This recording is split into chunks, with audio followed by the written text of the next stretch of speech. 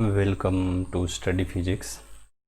इस लेक्चर में हम लोग चैप्टर 31 के सॉल्यूशन को देखेंगे और चैप्टर 31 कैपेसिटर्स में अप टू क्वेश्चन नंबर 5 हमारा हो चुका है। सो आज का फर्स्ट क्वेश्चन जो है वो हमारा होगा दैट इज़ 6। तो 6th में हमसे कहा जा रहा है find the charges on 3 capacitors connected to the battery as shown in figure. एक फिगर भी दिया जा रहा है।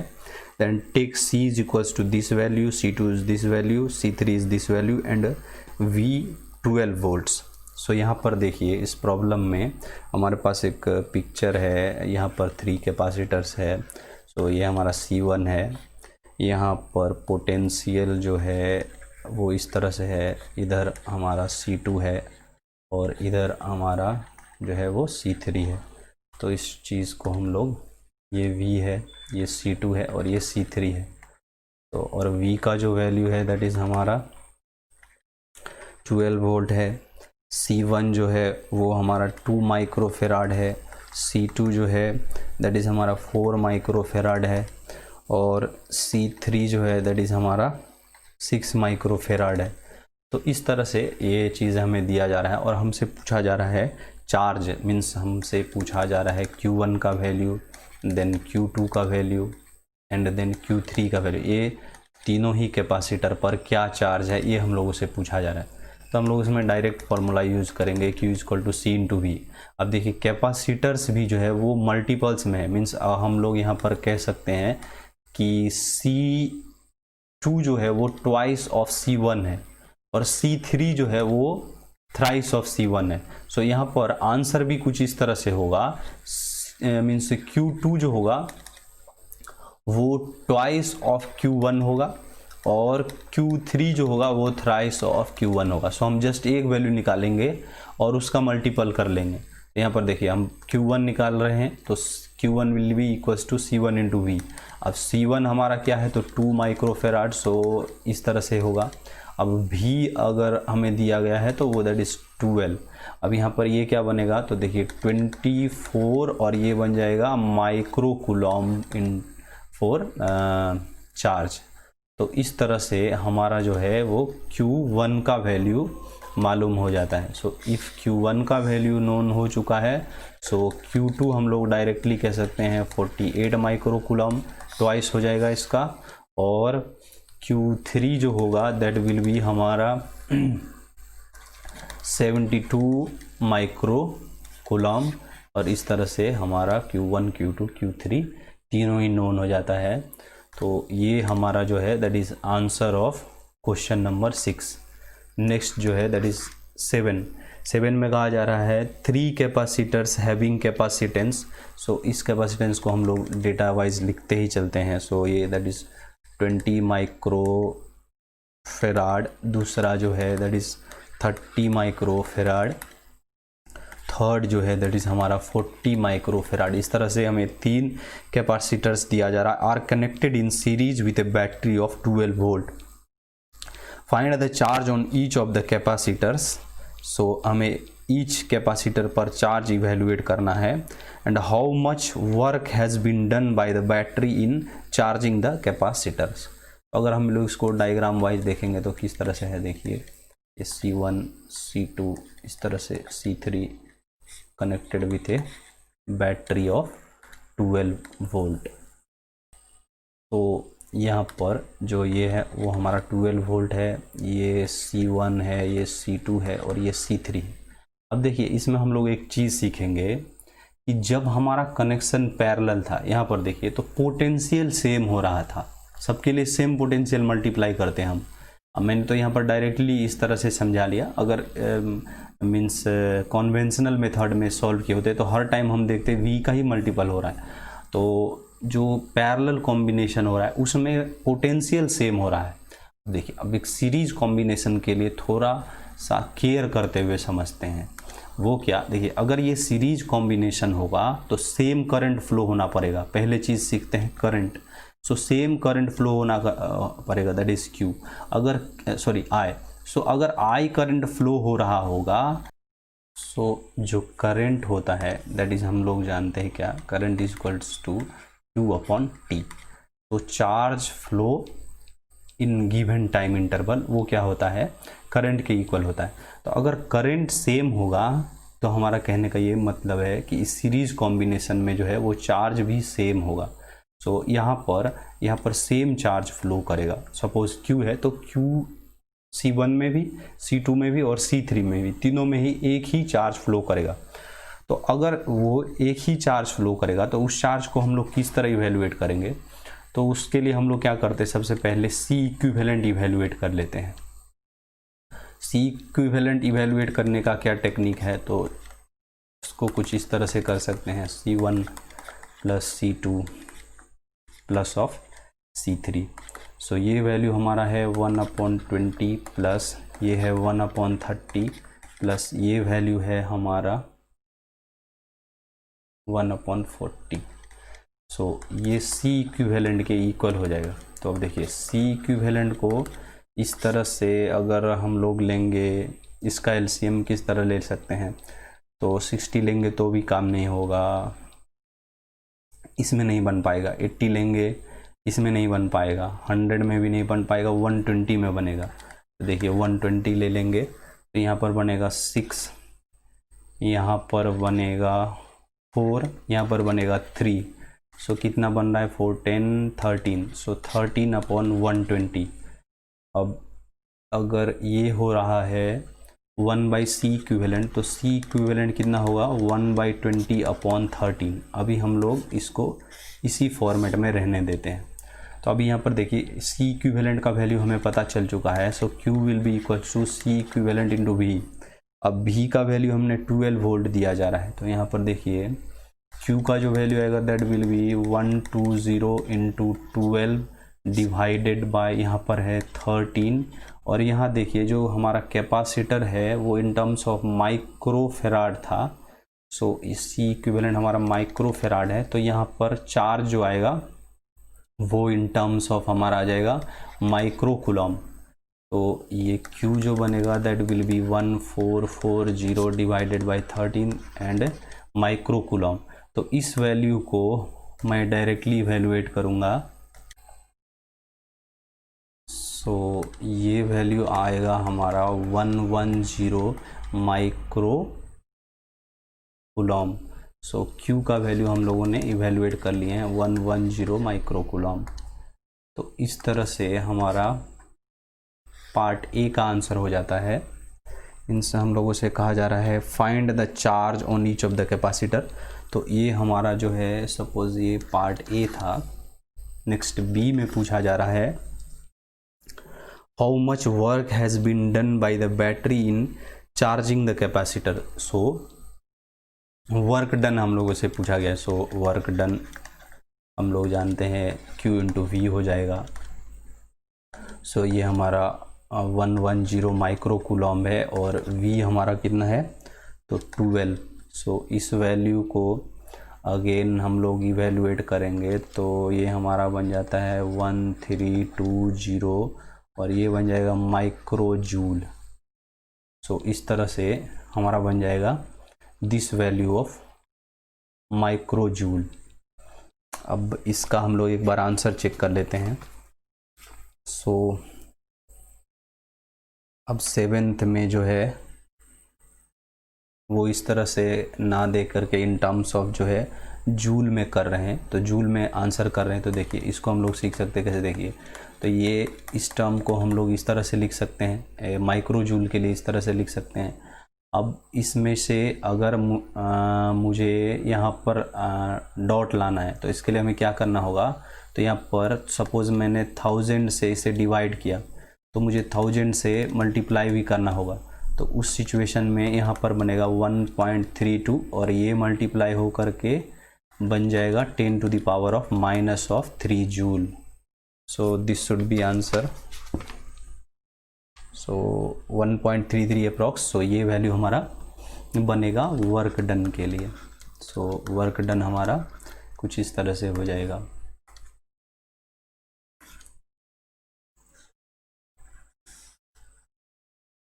नेक्स्ट हमारा होगा that will be 8th।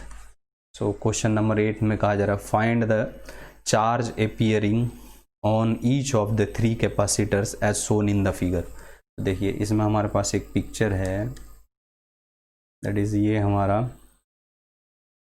12 volt का एक बैटरी है, यहाँ पर एक चार्ज है दैट इज़ 8 माइक्रो कूलम, यहाँ पर एक charge that is 4 micro coulomb, और यहाँ का भी एक यहाँ एक कैपेसिटर है, यहाँ पर भी एक कैपेसिटर है दैट इज़ 8 माइक्रोफेराड, ये 4 माइक्रोफेराड, और यहाँ पर जो है दैट इज़ हमारा 4 माइक्रोफेराड। सो ये हमारा 4 माइक्रोफेराड का। तो देखिए इसमें से हम लोग पहले क्या करते हैं, तो इस नेटवर्क को थोड़ा सा छोटा बना लेते हैं और उसके बाद हम लोग इवेलुएट करते हैं। तो देखिए ये जो हमारा पैरेलल कॉम्बिनेशन है, इसका इक्विवेलेंट यहाँ पर लगा सकते हैं। अगर इसका इक्विवेलेंट यहाँ लगाएंगे तो यहाँ पर क्या बनेगा, ये 8 माइक्रोफेराड का यहाँ था और 4 और 4 ऐड हो जाएगा तो यहाँ पर बन जाएगा 8। सो 8 माइक्रोफेराड का यहाँ पर एक कैपेसिटर होगा और यहाँ जो है वो बैटरी 12 वोल्ट का लगा होगा। तो अब इस सिचुएशन में जो चार्ज फ्लो करेगा यहाँ से, वो चार्ज यहाँ तक आएगा और फिर जाकर यहाँ और यहाँ में डिवाइड होगा। तो 8th वाले के लिए जो 8 माइक्रोफेराड वाले के जो कैपेसिटर है उसको हम फर्स्ट टाइम में ही आंसर मिल जाएगा, और सेकंड टाइम में उसका अगर हाफ कर देंगे तो हम लोगों को सब के लिए पता चल जाएगा। तो यहाँ देखिए इसको अगर हम लोग यहाँ पर C इक्विवेलेंट ढूंढेंगे तो अभी यहाँ से यहाँ के लिए ये C इक्विवेलेंट क्या होगा, तो देखिए ये जो है वो सीरीज़ कॉम्बिनेशन बन जाएगा, और सीरीज़ के लिए यहाँ पर ये अगर 8 है तो हाफ हो जाएगा, अगर ये 8 है तो हाफ हो जाएगा। तो यहाँ पर कितना बनेगा 4 माइक्रो फेराड। अब Q अगर हमने इवेलुएट करना होगा तो 12 × 4 दैट इज़ हमारा 8, और ये माइक्रो फेराड के टर्म में था, सो 48 माइक्रो कूलम। सो इस तरह से Q का वैल्यू हमें पता चला है 48 माइक्रो कूलम। सो 8th वाले कैपेसिटर में 8 माइक्रोफेराड वाले कैपेसिटर में बारीकी से हम लोग इसे लिख लेते हैं। सो चार्ज ऑन 8 माइक्रोफेराड कैपेसिटर जो होगा दैट विल बी हमारा 48 माइक्रो कूलम, और जो charge on 4 microfarad capacitor both first और सेकंड, इन दोनों के लिए क्या हो जाएगा, तो ये बन जाएगा 24 माइक्रो कूलम।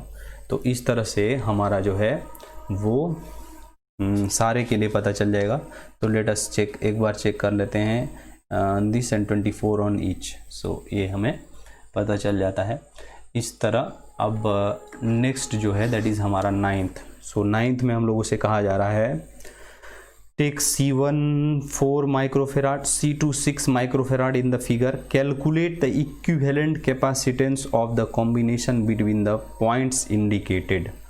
सो यहाँ पर देखिए हमारे पास एक पिक्चर है, वो किस तरह से, तो यहाँ कहीं C1 है, फिर यहाँ कहीं C1 है, और इधर में हमारे पास C2 है, और इधर में हमारे पास C2 है, फिर एक पॉइंट इधर दिया है और एक पॉइंट हमने इधर दिया है।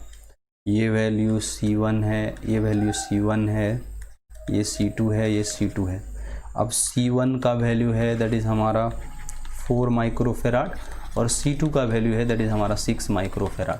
अब सपोज़ यहाँ पर जो हमें इवेल्युएट करने के लिए कहा गया है इक्विवेलेंट कैपेसिटेंस, तो उसको हम 2 पॉइंट बना लेते हैं A एंड B। अब यहाँ पर देखिए जब ये A एंड B बना रहे हैं, सपोज़ इस पॉइंट का नाम हम लोग रेंडमली C रख रहे हैं, तो अब जब यहाँ से यहाँ तक आ रहे हैं तो इन बिटवीन यहाँ से यहाँ मीन्स इस पाथ पर कोई भी पैसिव एलिमेंट नहीं है, मीन्स कोई कैपेसिटर, रेजिस्टर, इंडक्टर, इस तरह का कोई भी पैरामीटर नहीं है। तो जो इस पॉइंट पर पोटेंशियल होगा वही इस पॉइंट पर पोटेंशियल होगा, और दूसरे टर्म्स में कहे तो जो इस पॉइंट, जो ये पॉइंट है वही ये पॉइंट है, इस पॉइंट में कोई पोटेंशियल चेंज नहीं है। तो इसको हम लोग C और इसको भी हम लोग C कह लेते हैं। अब देखिए इसको फिर हम लोग क्या करेंगे कि एक इसका एक इक्विवेलेंट डायग्राम ड्रॉ करेंगे। अब देखिए इक्विवेलेंट डायग्राम जो ड्रॉ करेंगे वो किस तरह से होगा। सपोज ये हमारा पॉइंट ए है, ये हमारा पॉइंट बी है और एक रेंडम पॉइंट हमने सी रखना है यहाँ, तो ये पॉइंट हमारा सी है। तो अगर हम ए टू सी जा रहे हैं तो फर्स्ट टाइम हम क्या कर रहे हैं, जब ए टू सी जा रहे हैं, देखिए जब हम लोग ए टू सी जा रहे हैं तो यहाँ पर हमें, सपोज मैं इसे कहीं यहाँ ले लेता हूँ, इस पॉइंट को रेज कर लेता हूँ। सो ये जब हम ए टू सी जा रहे हैं तो हमारा कैपेसिटर C1 है। नेक्स्ट इंस्टेंट यहाँ पर देखिए अगेन एक पाथ से ए टू सी जा सकते हैं। सो एक बार और हमें जाना होगा ए टू सी पैरेलली, और वो कितना के इक्वल हो जाएगा, तो वो अगेन C1 के इक्वल हो जाएगा। अब देखिए यहाँ पर हम लोग थोड़ा सा समझदारी से काम कर लेते हैं। जब भी कभी ये पैरेलल कॉम्बिनेशन होता है तो हम लोग कैपेसिटर के लिए ऐड कर लेते, तो ए टू सी डायरेक्टली हम लोग क्या कह सकते हैं, 2C1 कैपेसिटर लगा हुआ है। अब अगर बी टू सी के लिए देखेंगे, ओ सॉरी यहाँ जो है ना ये नहीं बन पाएगा क्योंकि ये कैपेसिटर चेंज है, एक C1 है और एक C2 है। सो दिस इज मिस्टेक, इस तरह हम लोग नहीं ले सकते, तो इस चीज़ को हम लोग इरेज कर लेते हैं। सो ये वाला टर्म को अगर ये इरेज करने में प्रॉब्लम होगा तो ओके, ये तो हट जाएगा, तो इसे हम लोग हटा लेते हैं। फाइन। अब देखिए एक हमारा C1 है और दूसरा जो है दैट इज़ हमारा C2 है। So let us change it by C2। एक को हमने C2 बना लिया। अब देखिए B और C के लिए फिर वही सेम चीज़ है, B टू C एक बार C1 है और B टू C एक बार अगेन C2 है। सो ये कुछ इस तरह का ही कॉम्बिनेशन है। ये एक बार B to C suppose C1 कहा, तो दूसरे instant again B to C जो है वो C2 है। तो हम लोग यहाँ पर क्या कह सकते हैं कि देखिए इसको अगर हम लोग A टू C बना लें, so A to C and then C to B equivalent कर ले, तो यहाँ पर क्या बन रहा है, तो देखिए यहाँ पर बन रहा है C1 प्लस C2 और यहाँ पर भी बन रहा है C1 प्लस C2। तो अब ये C1 plus C2 A to C और C टू B इस तरह से। तो अगर हमने A to B means C A to B find करना होगा तो किस तरह से कर सकते हैं, तो इसका हम लोगों ने मल्टीप्लिकेशन लेना होगा। सो C1 plus C2 into C1 plus C2, सो C1 प्लस C2 का स्क्वायर बन जाएगा एंड नीचे में ऐड करना है, so twice of C1 plus of C2 बनेगा। सो यहाँ से एक C1 प्लस C2 कैंसिल होगा तो बचेगा C1 plus C2 divided by 2। सो यहाँ पर CAB जो बनेगा that will B C1 plus C2 divided by 2। तो क्या ये हम लोगों से पूछा गया है, तो यस A टू B हम लोगों से जो है सो फिगर A के लिए पूछा गया है। तो let us check the answer. So यहाँ पर हाँ अब C1 और C2 का हमें वैल्यू दिया गया है, ये हम लोग भूल गए थे, तो इसको हम लोगों ने लिखना होगा। अब यहाँ पर देखिए एक 4 है और एक 6 है।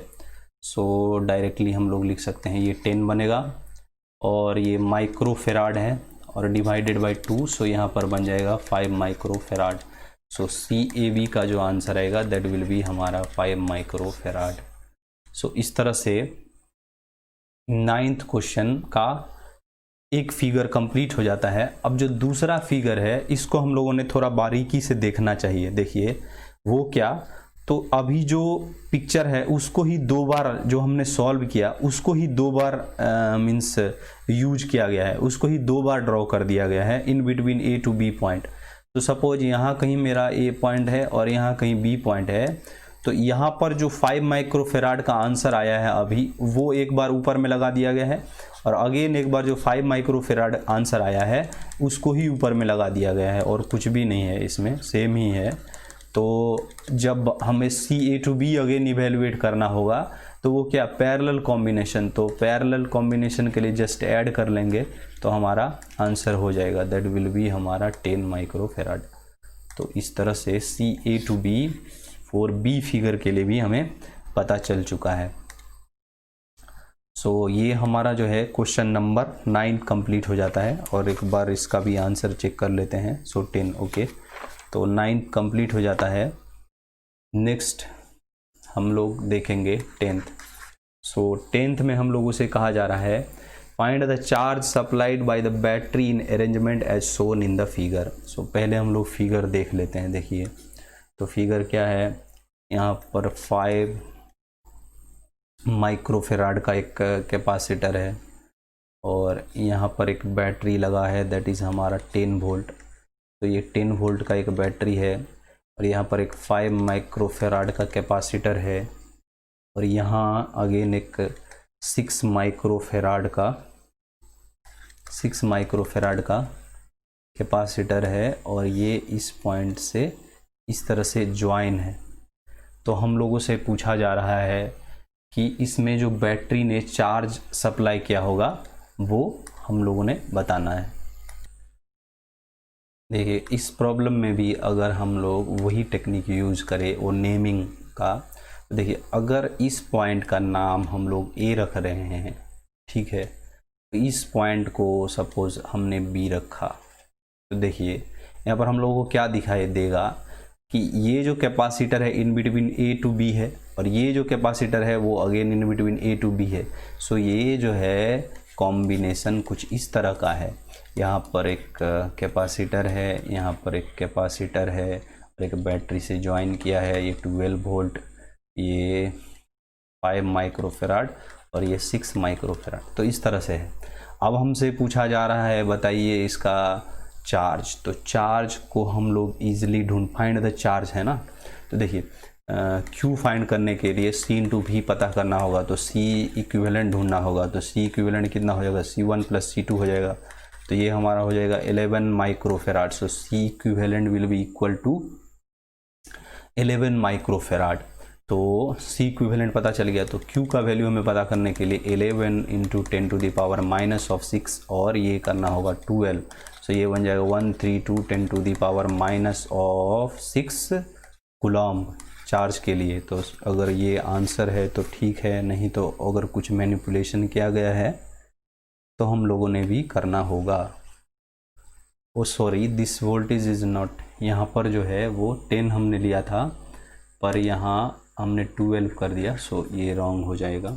इस तरह से हमें यहाँ पर 10 लेना होगा, तो ये वैल्यू भी हमारा 10 ही होगा। तो यहाँ पर भी हमने चेंज करना पड़ेगा। सो इसको यहाँ पर 10 है तो ये 110 बन जाएगा और यही हमारा आंसर हो जाएगा। So this is the answer of question number 10। सो आज के लिए इतना ही। इससे आगे का प्रॉब्लम हम लोग नेक्स्ट वीडियो में देखेंगे। So thank you, with request to share, subscribe, support. So thank you.